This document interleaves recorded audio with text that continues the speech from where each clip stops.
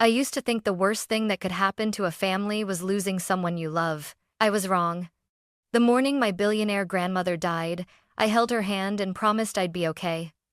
By nightfall, I was sitting in a leather chair across from her lawyer, staring at a number that made my heart stop. $15 billion. That was what she left me.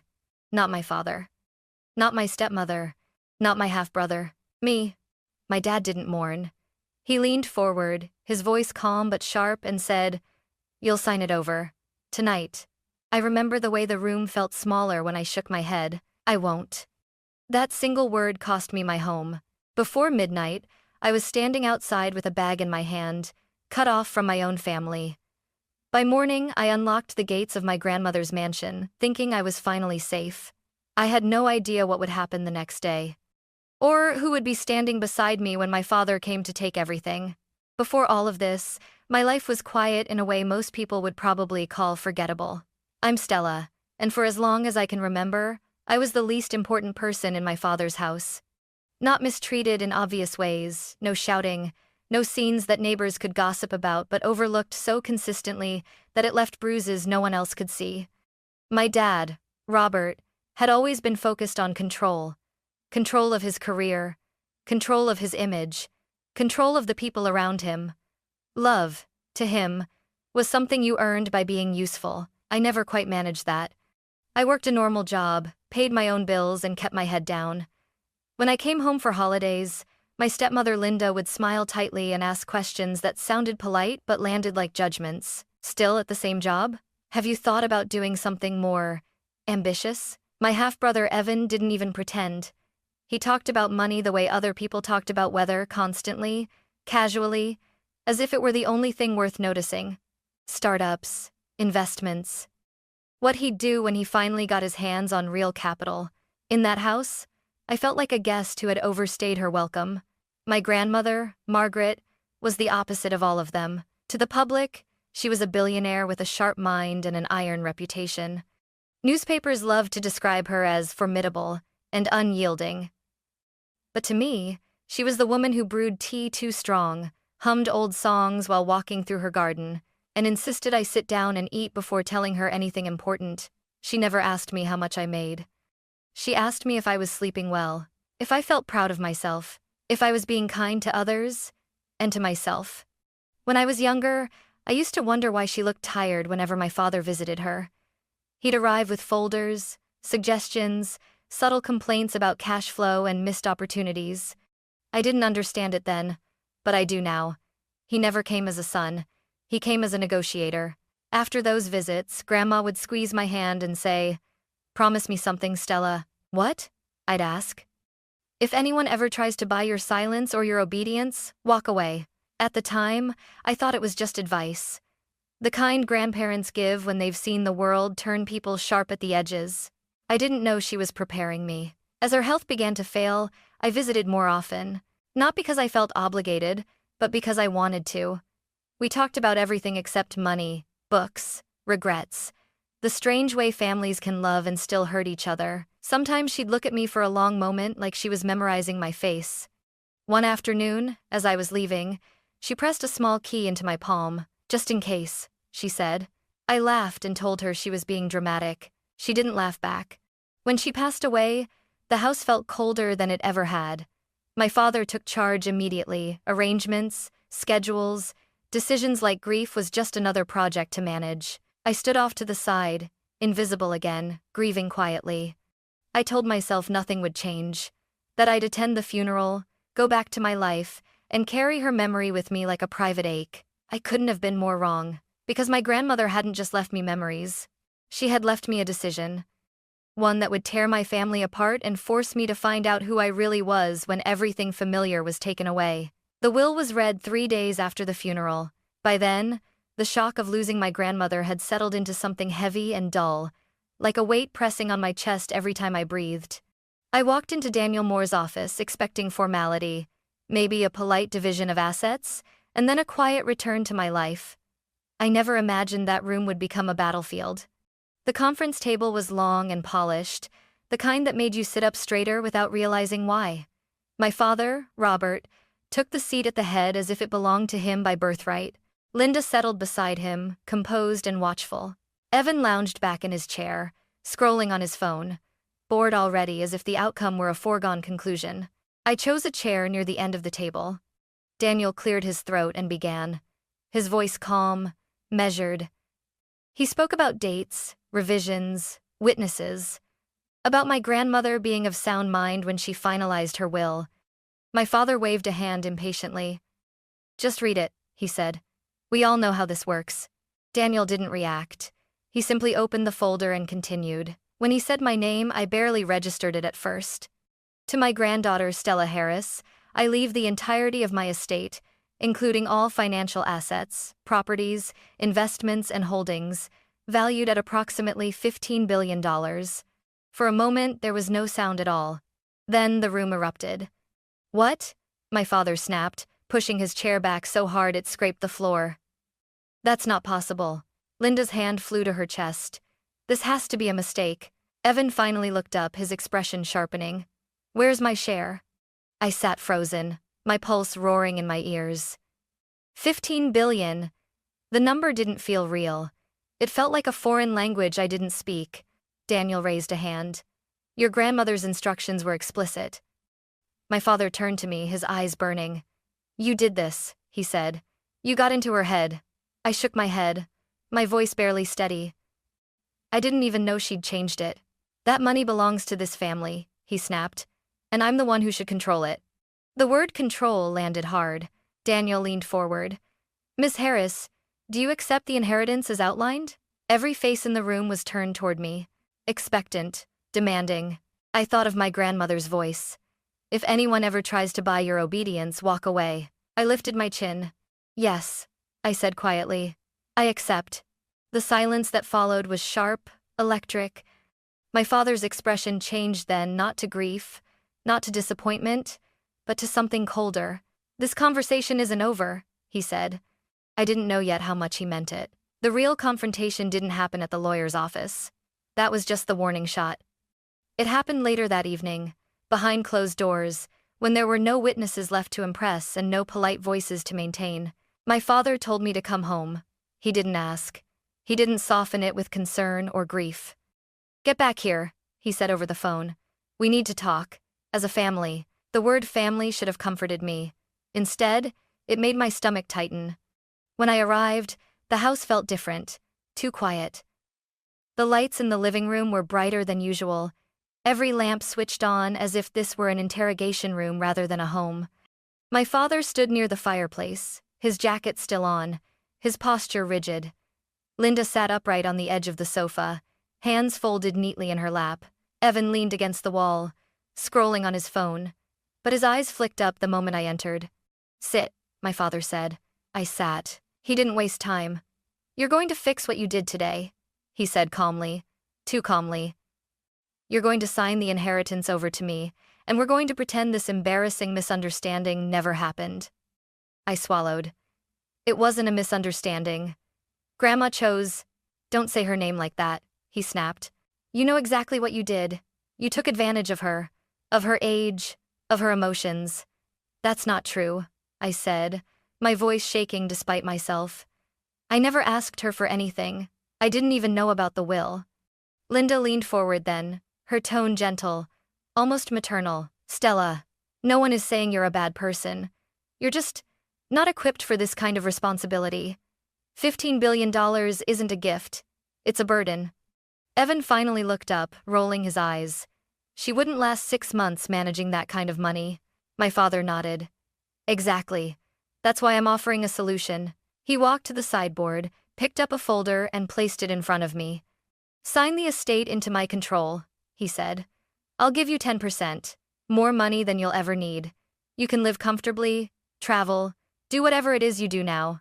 No pressure. 10%. The number hit me like a slap. "So you keep everything," I said quietly. "And I disappear?" "That's not fair," Linda said quickly. "You'll still be part of the family." Evan snorted. "As long as she behaves." I looked at the paper in front of me, at the space where my signature was supposed to go. I thought about my grandmother's hands, thin, warm, steady, about the way she looked at me when she talked about choices and consequences. I'm not signing, I said. My father's face changed instantly. The calm vanished. This isn't a request, he said, stepping closer. You think you can defy me and walk away untouched? I'm not defying you, I said. I'm honoring her. His voice dropped to a dangerous whisper. If you walk away from this deal, you walk away from this family. Has it in jest? And that is the schemes of his pot of mentors. The room felt smaller, hotter. You're choosing money over us, Linda said, her disappointment sharp and practiced. No, I replied, my heart pounding. You're asking me to choose control over my own life. My father straightened, as if something inside him had snapped into place. Pack your things, he said. You have 30 minutes. After that, you're out. Evan smirked, already convinced he'd won something. Linda stood and turned away, as if watching me leave would be inconvenient.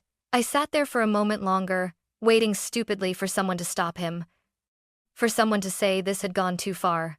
No one did. That was when I understood something I'd avoided my entire life. This wasn't about money. It never had been. It was about obedience. And the moment I refused to give it, I stopped being family. I packed in silence. 30 minutes sounded generous when my father said it, but time moves differently when you realize you're being erased from your own life. I went upstairs to the bedroom I'd slept in for years, the one that still smelled faintly of the detergent Linda insisted on using. The walls were lined with old photos I'd stopped looking at school events, forced smiles, moments that looked like happiness if you didn't know how carefully they were staged. My hands shook as I opened the closet. I didn't take much. Clothes, my laptop, a few personal papers. I skipped the things that suddenly felt meaningless gifts chosen by obligation, decorations that had never really been mine. At the bottom of a drawer, my fingers brushed against something solid and cold. A small brass key. For a second, I just stared at it. My grandmother had pressed it into my palm months ago, closing my fingers around it like it mattered more than I understood. Just in case, she'd said. I slipped it into my pocket, my chest tight, as if I were stealing something sacred. When I came back downstairs, my suitcase trailing behind me, my father was already waiting by the front door. His arms were crossed. His expression was final. You're making a mistake, he said. I looked at him, really looked at him, and realized he wasn't angry because he'd lost his daughter. He was angry because he'd lost control. Goodbye, Dad, I said quietly. He didn't answer. He simply opened the door and stepped aside. The night air hit me like a wall. Cold, sharp, unforgiving. I stepped onto the porch, my bag heavier than it should have been, my heart pounding so hard I thought I might be sick. Behind me, Linda's voice floated out, calm and distant. Don't expect us to fix this later. The door closed. Not gently. The sound echoed in the quiet street, sealing something I knew couldn't be undone. For a moment, I just stood there, homeless, cut off. The inheritance papers tucked safely in my bag, worth more than I could comprehend and utterly useless in that instant. I had nowhere to go.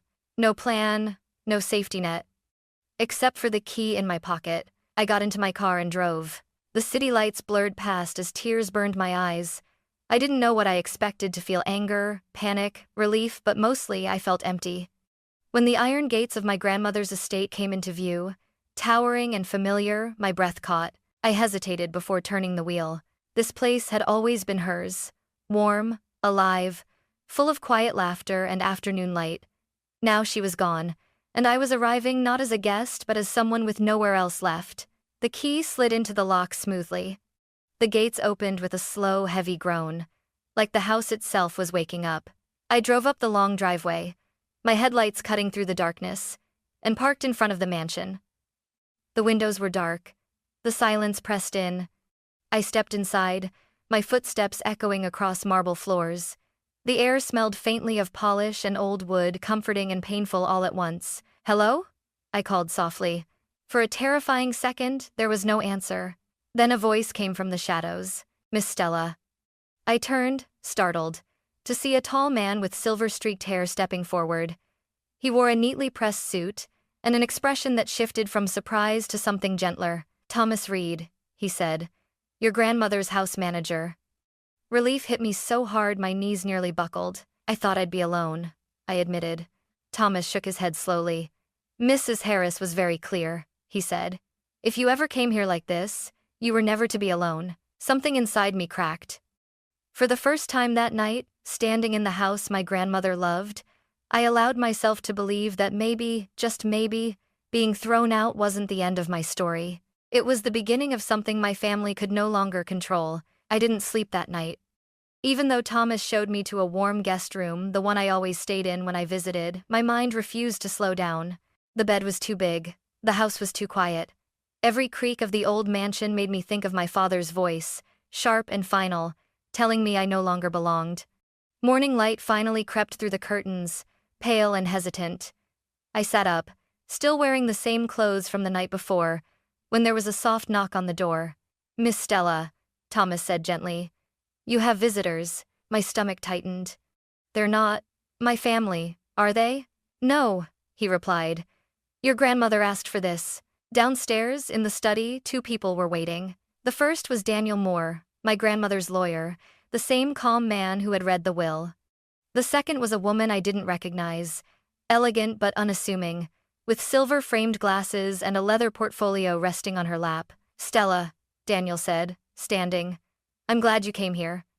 The woman offered her hand. "Grace Wilson. I oversee the Harris Family Trust." Trust. The word landed differently now. Daniel gestured for me to sit. "Your grandmother anticipated conflict," he said without hesitation. "Specifically, from your father." I felt a strange mix of relief and sadness. She knew he would try to take it. "She knew he would try to control you," Grace corrected softly. Daniel opened his briefcase and laid several folders on the desk. Documents, legal seals, dates that stretched back years. "Your inheritance isn't a simple transfer of assets," he explained. "It's protected by a non-transferable trust. You cannot sign it over to anyone. Not your father, not your brother, not anyone." I stared at him. "So, even if I wanted to, I couldn't?" Grace shook her head. "Your grandmother made sure of that. Any attempt to coerce you would invalidate their claims entirely." My chest tightened. "She did all this, without telling me." Daniel nodded. "She believed telling you too soon would put you at risk." Then he reached into the briefcase again and pulled out a small flash drive. "There's more." Thomas closed the study doors quietly as the screen on the wall flickered to life. My grandmother appeared, seated in her favorite chair, her posture straight, her expression clear and unwavering. "If you're watching this," she said, "then I'm gone, and Stella is likely under pressure." My breath caught. She spoke calmly, naming my father directly, not with anger but with disappointment. She talked about the years of financial demands, the subtle threats, the entitlement that had replaced affection. She explained why she chose me. "Stella never asked me for anything," she said. "She showed up, she listened. She treated people as people, not leverage." The video ended. I sat there in silence, tears slipping down my face before I could stop them. "She didn't just leave you money," Grace said quietly. "She left you protection." Daniel folded his hands. "Your father has no legal ground. But that won't stop him from trying." I thought of the way he'd looked at me the night before, the certainty in his voice. "What happens when he comes here?" I asked. Thomas spoke for the first time, his tone firm. "Then he'll find out that this house and everything tied to it is no longer something he can take." For the first time since my grandmother died, something inside me shifted. Fear gave way to clarity. She hadn't abandoned me to a fortune. She had built a shield around me, and whatever was coming next, she had already prepared me to survive it. The next morning felt unnaturally still. The sky above my grandmother's mansion was clear, almost indifferent, as if the world had decided to look peaceful on purpose. Inside, though, every nerve in my body was on edge. I stood near the tall windows in the study, watching the long driveway disappear into the trees, my heart beat loud in my ears. Thomas was positioned near the front hall, calm but alert. Daniel and Grace sat at the long table, folders neatly arranged, legal documents stacked with deliberate precision. Everything looked orderly, too orderly for what I knew was coming. Grace checked her watch. "If your father intends to act," she said quietly, "it will be soon." She didn't have to explain why. Men like my father hated delays. They hated losing momentum. And most of all, they hated being told no. The sound of tires on gravel shattered the silence. Not one car, 3. My stomach dropped. I saw them through the window before anyone spoke. My father's black sedan in the lead, Linda's SUV close behind, Evan's sports car trailing like an afterthought, aggressive and impatient. "They're here," I whispered. Thomas nodded once and walked toward the front door. "Stay where you are, Miss Stella." The doorbell rang sharp, insistent. "Not a request." Thomas opened the door before it rang again. My father didn't bother with greetings. "This is getting ridiculous," Robert said as he stepped inside, his eyes already scanning the house as if taking inventory. "You had your moment. Now hand over the keys and the documents." Linda followed him, lips tight, gaze sweeping the marble floors and high ceilings. "Honestly, Stella, you've gone far enough. This house belongs to the Harris family." Evan whistled softly. "Wow, you really moved in fast." I stepped forward, my hands trembling but my voice steady. "This is my home now." My father laughed a short, humorless sound. "You don't know what you're saying." He walked toward me, stopping just short of my personal space. "This inheritance is beyond you. You're not qualified, you're not prepared, and you're certainly not in charge." Daniel stood. "Mr. Harris, I suggest you lower your voice." My father turned on him. "And I suggest you remember who built this fortune." Grace rose slowly from her chair. "Actually, Margaret Harris did, and she was very clear about who she trusted to carry it forward." My father's jaw tightened. "You people are manipulating her. All of you." "That's enough," I said, surprising myself. Every eye turned to me. "I didn't ask for this fight," I continued. "I didn't ask for the money. But I will not give it to someone who tried to force me into silence." Linda scoffed. "Listen to her. She's playing the victim." At that moment, Grace reached for a remote. "Since you're questioning motives," she said calmly, "perhaps we should let Margaret speak for herself." The screen at the far end of the room lit up. My grandmother appeared, seated in the same chair I had seen the day before. Her expression was composed, her eyes sharp. Robert froze. "Robert," my grandmother said on the recording, her voice steady, "if you are watching this, then you have already tried to take what does not belong to you." The room went silent. She spoke about the years of pressure, the demands disguised as concern, the way love had been replaced by entitlement. "You do not want stewardship," she said. "You want control, and that is why you will never have it." My father's face drained of color. "This is nonsense," he snapped, but the confidence was gone. Before he could say more, the front door opened again. An older man stepped inside, tall, composed, his presence commanding without effort. "Good morning," he said. "Robert." My father stared. "Judge Walker?" The retired judge nodded once. "Margaret asked me to be here if things escalated, and from what I've seen, they have." Evan took a step back. The judge looked directly at my father. "Any further attempts to intimidate or coerce Stella could be considered legal harassment, and given the trust structure, you have no claim to these assets." For the first time, my father had nothing to say.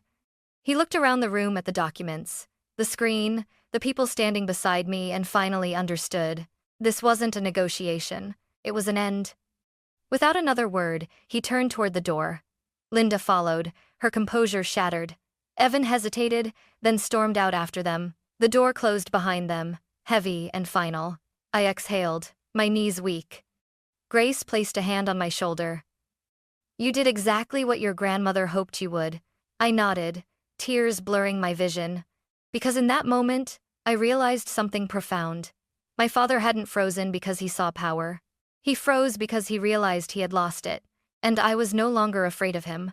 For a long moment after they left, no one spoke. The mansion felt different, not quieter, but lighter, as if something heavy had finally been lifted from its walls. I stood in the center of the room, my heart still racing, replaying my father's face in my mind. The shock, the disbelief.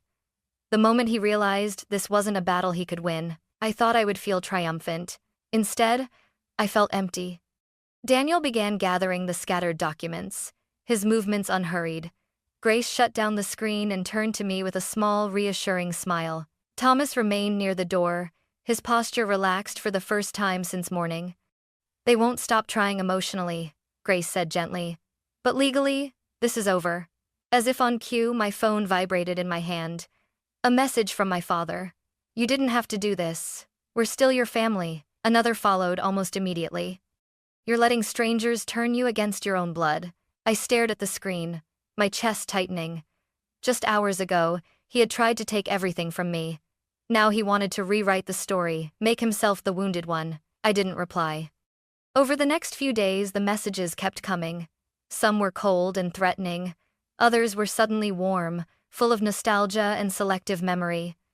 Linda sent long paragraphs about forgiveness. Evan tried a different approach, hinting at business ideas and mutual benefit. I ignored them all. Instead, I focused on what my grandmother had entrusted to me. Daniel walked me through the legal responsibilities. Grace explained the structure of the trust and the safeguards my grandmother had put in place. I listened, asked questions, took notes. For the first time, I wasn't shrinking from responsibility, I was stepping into it.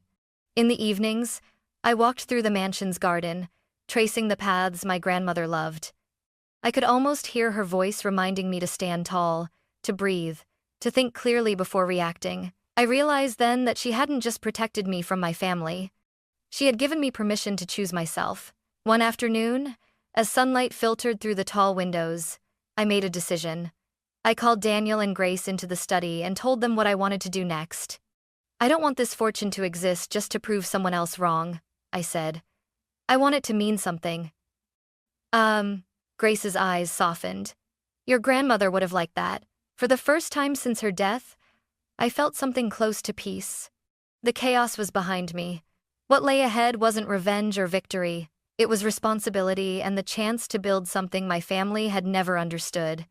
Weeks later, I stood alone in my grandmother's garden, the same place where she used to sit with a cup of tea in the late afternoon, watching the light shift across the roses. The world hadn't slowed down after everything that happened. Meetings continued, papers were signed, decisions waited to be made. But inside me, something had finally settled.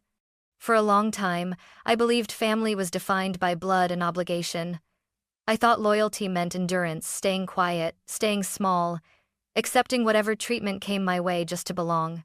Losing my home in one night forced me to confront how fragile that definition really was. What my grandmother gave me wasn't $15 billion. It was perspective. She taught me that wealth doesn't reveal who you are. It amplifies what's already there. In my father, money magnified control and entitlement. In me, it magnified responsibility. And responsibility, I learned, isn't about power over others. It's about protection. About choosing integrity when it would be easier to surrender. With Daniel and Grace's guidance, I began shaping the future of the trust. We allocated funds to education programs, legal aid for people facing financial coercion, and initiatives that gave others the chance to say no without fear of losing everything. Every signature I placed on paper felt intentional, grounded, earned.